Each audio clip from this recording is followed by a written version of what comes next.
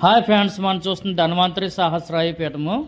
ఇది రాజమండ్రి జిల్లా కోరుకొండ మండలము గాదరాడలో ఉంది. ఇది ఇక్కడ చూడండి, ఓపీ రాయించుకున్నవారు డాక్టర్ గారి కోసం వేచి ఉంటున్నారు.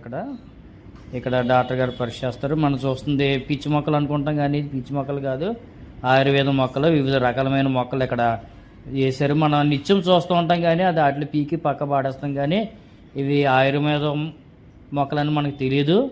మేము చూడండి, ఇక్కడ చూడండి, వివిధ రకాలమైన ప్లాంట్స్ కూడా ఇక్కడ వేయడం జరిగింది. మనకు చూపిస్తున్నారు. ఇది అన్నీ పనికిరాని మొక్కల్లాగా మనకు కనపడతాయి, కానీ అన్నీ పనికొచ్చే మొక్కలే.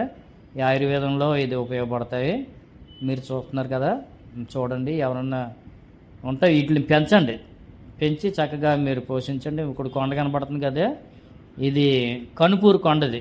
ఇక్కడ దేవస్థానం కూడా ఉంది. మనం చూస్తుంది ఇక్కడ హట్స్ అంటే గుడిసెలాగా ఉన్నాయి కదా, అది ఇక్కడ పీఠంలో అవి గుడ్ కట్టారు. అవి చూడండి ఎంత చక్కగా ఉన్నాయో. ఇవి కళాత్మక నిర్మించడం జరిగింది. ఇక్కడ పేషెంట్లు దగ్గర 780-800 మంది వస్తారు రోజుకి. డాక్టర్ గారు 4 రోజులే ఉంటారు ఇక్కడ. మిగతా రోజుల వేరే వేరే చోట్ల ఆయన వెళ్ళడం జరుగుతుంది. చూడండి, కుటీరాల్లో లోపల ఉన్న ఏ విధంగా ఉందో మనం చూడవచ్చు. చూడండి, వచ్చిన పేషెంట్లు చూసారా ఎంతమంది ఉన్నారు. రోజుకి 800 మంది 700 మంది అలా వస్తారు. నెలకి 4 రోజులు ఉంటారు. మనం బుక్ చేసుకోవాలి, ఆన్లైన్లో బుక్ చేసుకుంటే మన ఇక్కడికి వచ్చి తెల్లవారుజాను 6 గంటలకు వచ్చి మళ్ళా ఓపీలో నిలబడి ఇక్కడ రాయించుకోవాలి. ఓపీ సీట్ని బట్టే ఇక్కడ ఉండడం జరుగుతుంది, వెళ్ళడం జరుగుతుంది. ఆన్లైన్లో బుకింగ్ నెంబర్ కాదు. కాబట్టి ప్రతి ఒక్కరు గమనించి త్వరగా వెళ్ళి ఇక్కడ రిజిస్ట్రేషన్ చేయించుకోవాలి. చాలా చక్కగా చూస్తున్నారు. నేను కూడా చూపించుకున్నాను. మందులు కాస్ట్లీ అయినా తగ్గుతుంది, ఎందుకంటే గుంటూరు, హైదరాబాదు చాలా దూరం నుండి వస్తున్నారు. విశాఖపట్నం అలాగే వివిధ ప్రాంతాల నుండి కార్లు వేసుకుని వచ్చేస్తున్నారు ఇక్కడికి.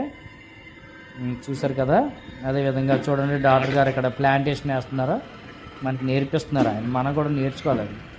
చక్కగా మనం కూడా ప్లాంటేషన్ వేసుకుని మనం కూడా మొక్కలు పెంచాలి, ఆయుర్వేద మొక్కలు. చూడండి, ఇక్కడ మొక్కలు నాటుతున్నారు డాక్టర్ గారు. మీరు కూడా మొక్కలు పెంచడం వల్ల మనకి ఏం నష్టం లేదు. చక్కనైన గాలి మనకి సప్లై చేస్తుంది. ప్రతి ఒక్కరు చక్కనైన మొక్కలు పెంచవలసిందిగా కోరుతున్నాం. అదేవిధంగా డాక్టర్ గారి మొక్కలు పెంచడం చాలా ఇష్టం ఆయనకి.